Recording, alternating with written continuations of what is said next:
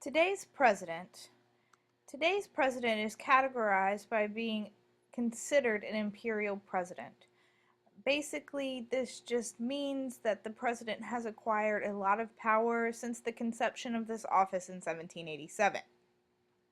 Lots of power has been given to this office either because of the strong personalities of people who have held the office previously, like Andrew Jackson, Abraham Lincoln, Teddy Roosevelt, and their strong personalities have meant that they've been able to acquire more power for the president.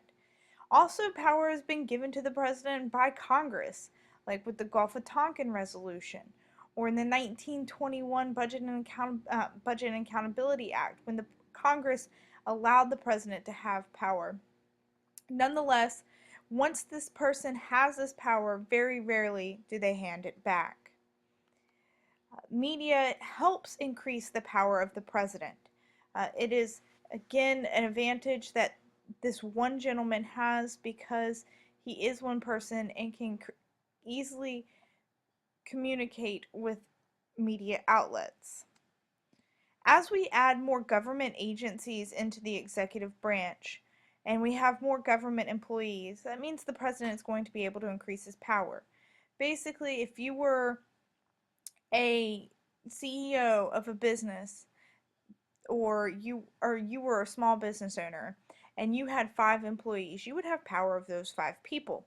The president, however, is basically the CEO of about 4 million people. So more people to be in control over, more agencies that influence different laws means that he has more power. The one thing that can decrease president's power is scandal. Scandal causes a decrease in power, particularly if the president isn't able to handle it well. There's been a variety of different presidential scandals. For example, during the Reagan administration, there was the Iran-Contra scandal, or Contra affair. And that was where the president was accused of perhaps being implicated, or he was implicated in knowing about arms sales between Iranian officials and Nicaraguan Contras, or rebel forces. We'll talk about the Iran-Contra scandal more when we get to foreign affairs or foreign policy. But if the president can't handle it well, then he's definitely going to hurt from that.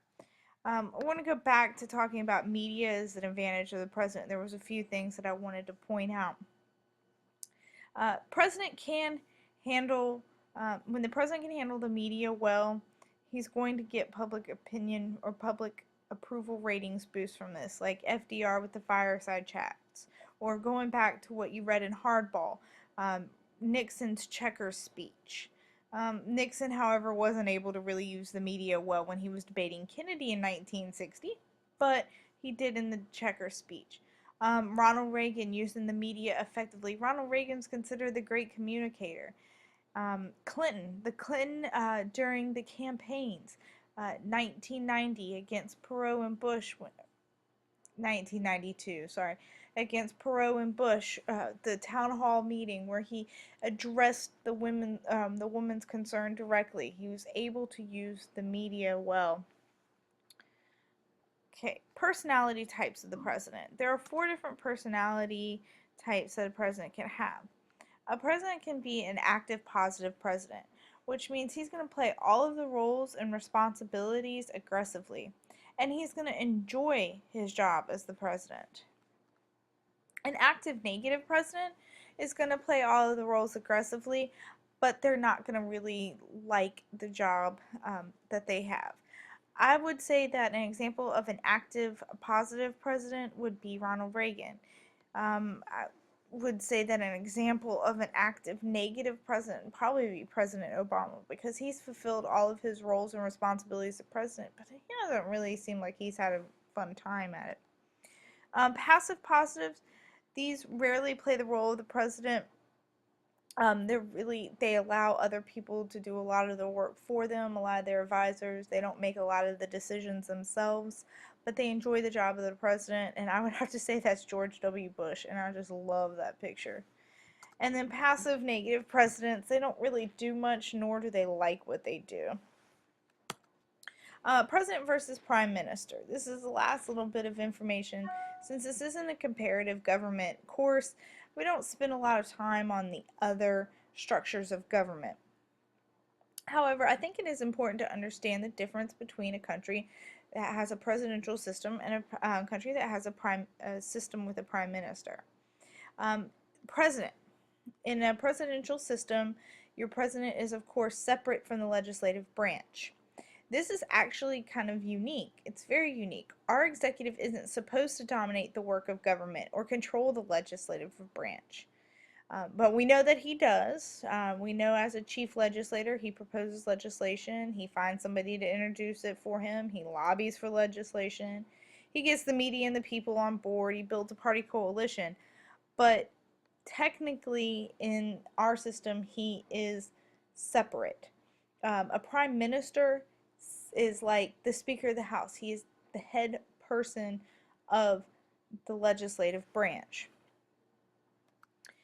In a presidential system, more or less, the preference of who we would like to see as a president is selected indirectly by the people, and a prime minister is selected by the majority party of Congress. And in a presidential system, we are going to reinforce checks and balances. We let the president have some ability to check factional actions that are passed in Congress because he can veto. The prime minister is a part of Congress, so really or a part of the parliamentary system, so he really doesn't have the option or the ability to stop legislation like the president does. I'm sorry.